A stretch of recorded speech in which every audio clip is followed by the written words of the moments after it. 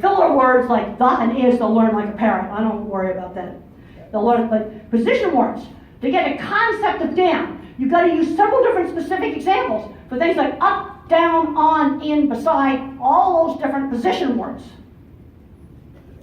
And I found it more interesting to look at things than to look at people. See, again, a brain can be more thinking, or a brain can be more social emotional. And making friends through special interests. Scouting is really good. 4-H, FFA. We need to fight to keep the FFA programs in the schools.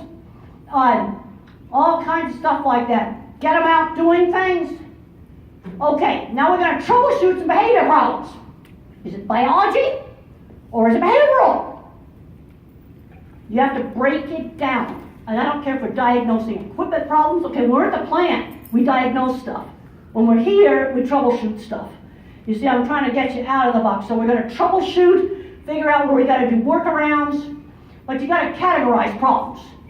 A sensory problem is biology, or maybe you have a nonverbal client and his tummy hurts. So he's behaving badly because his tummy hurts. Cannot process rapid information. Brains that aren't working right do not process rapidly. They're a slow processor. I cannot remember long strings of verbal instruction. That's working memory. Don't load the working memory. Cannot emphasize that enough. Pilot's checklist, super easy workaround. Because I've had employers say to me, well, I don't know what's wrong with this kid. We showed him how to do the French shot fry machine 5 times. No, you show him once and give him pilot's checklist of the steps. Just like 2 and 3 word little steps, just to jog the memory. It's almost like Google search terms. I can remember the frustration of not being able to communicate. Sometimes I'd blow a fit just to get attention. Sometimes I'd blow one to get out of doing something I didn't want to do.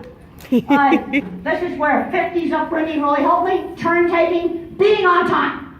I've had a lot of parents telling me that their kid's not on time. Pound into them, being on time. Sometimes you got to do some family activities you don't really like.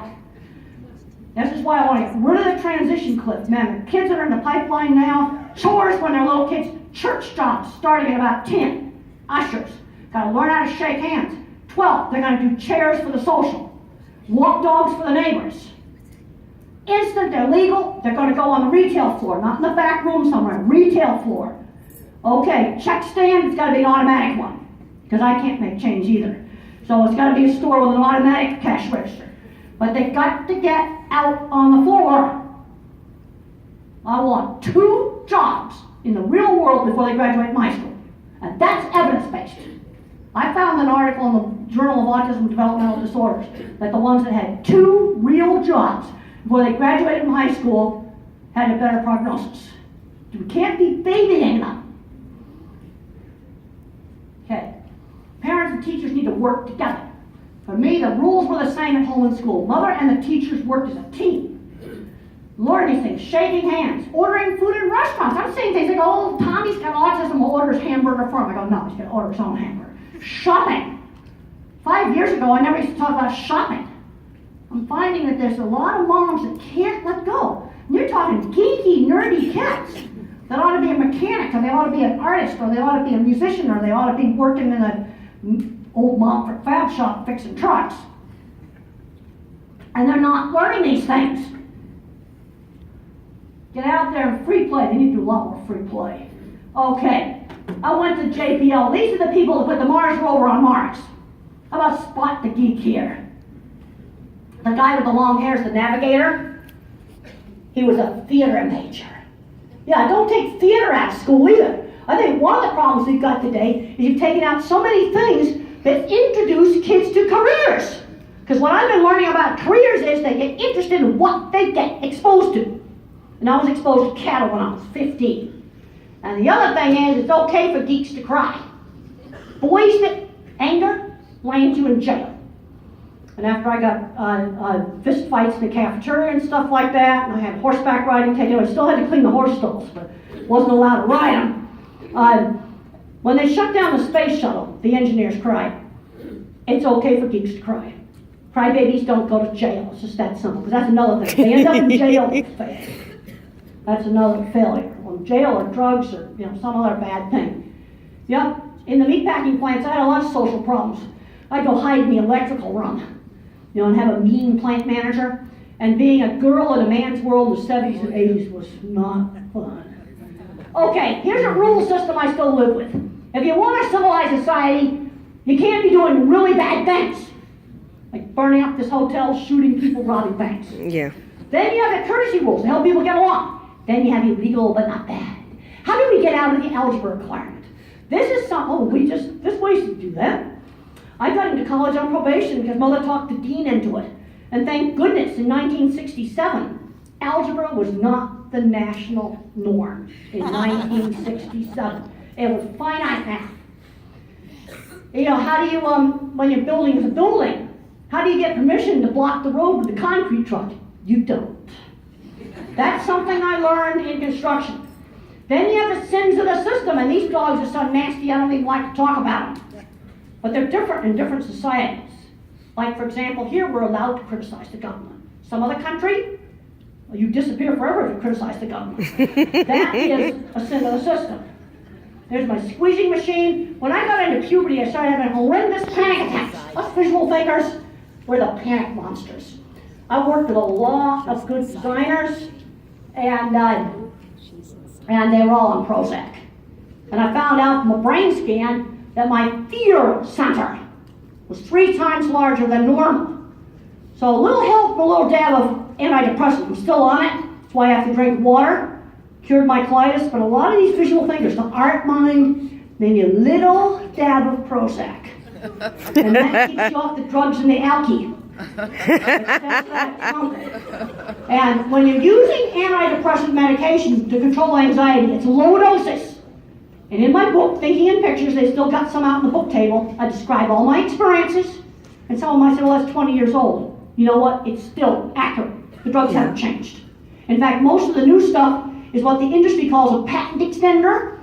You tweak the formula a little bit, say rip people off on it. And the old medications, Zoloft and Prozac, which are sertraline and fluoxetine, that work just fine. And I worked with 4 different designers that are all on it, and they'd be in the gutter otherwise. They're all retired now. But the pressure from the squeezing machine helped calm me down. The other thing is exercise. We got to get these kids out exercising. And what the research shows right now, burst of exercise. I do 100 sit-ups every night on the bed. And then I got to do all my physical therapy for my sciatic problems, which that hurts to do my physical therapy. I don't really like doing it. But my leg, I wouldn't be able to stand now at all if I wasn't doing it. Mm-hmm. And then I have an exercise I have to do on the fire stairs. I didn't get that done last night. I should have. But you've got to do it. Too high a dose of the antidepressant, when you use it for anxiety, you're going to get agitation and insomnia. The mistake that the doctors make, Prozac and other similar drugs, is too high a dose. And that is all outlined in Thinking in Pictures. There's a rear view of the squeezing machine. Some individuals seek pressure, others don't. It works for some. It's a subgroup thing. When you try to do evidence-based based on autism diagnosis, you're going to say it doesn't work. Okay? Some kids' pressure really works. Others it doesn't. But you're talking about some cushions here. You can try it. Mm-hmm. I don't care about evidence-based. Nothing dangerous or expensive here. Or you might try a weighted vest. You read the evidence-based, it says it don't work. Because they mixed all the apples and oranges together. Yep. There's a subgroup where they do work. But you're talking about a thing that's really simple to make. And you know what? It's easy to figure out the kid that's going to work on because you ask the parents, does he like to get under a lot of blankets? Does he wrap himself up in tight things? Wedge himself into tight places?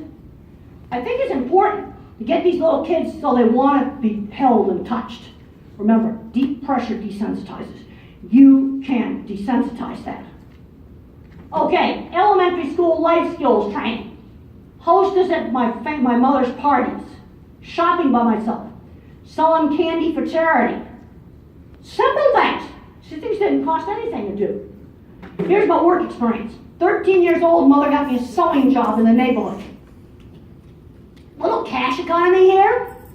Maybe illegal, but not bad, but only slightly illegal. A sewing job for cash, mother just set it up in the neighborhood. How about have the kid walk dogs for the neighbors? 15 years old, I was cleaning horse stalls, 8 of them every day. 16 years old, I was out on my aunt's ranch. 16, I was roofing. Okay, gotta be 18 now today for that. Loved it. We had great shingle throwing contests. And at 17 years of age, sign painting. And when I was in college, I did 2 other internships. Research lab, where I had to rent a house with another lady, and autism, an aide for a kid with autism in a summer program. Internships. College, you may be taking career-relevant internships. That is being pushed at every single college. Our animal science department has 50 different internships, so that students can try careers on. When I was in high school and I didn't do much studying, I was sort of fixing up our ski-tow house to make it look nice. And when I was getting my master's, I was painting signs. You see, what painting signs morphed into my Corel stuff, freelance. You start out a freelance business, one little project at a time. And the artist out here, I'm really happy to find out that that is a self-supporting job now. But that business started out slowly. That's how you build up freelance businesses. And you always have to have your portfolio with you. I'll have moms that say, well, my kid's a good artist. Let me see his work. Put it on your phone. Always need to have your portfolio with you so you can whip it out and show it to people. And there's my truck for my freelance business right there. Okay, here are things we already talked about that kids can do, working in a farmer's market, volunteer jobs, church jobs. That needs to start young. They got to learn how to do a job on a schedule outside the family. And the older kids are going to have to set up chairs every Thursday night or whatever. The younger ones are going to be ushers, and they got to shake hands. And then you get people out in the congregation. It's called plants in the TV world that will come up and make an extra effort to shake hands with them. Stuff that doesn't cost anything, and it teaches these skills. Lego Mindstorms robots. There's one of my drawings. That's the drawing right there. I've got to show you that drawing.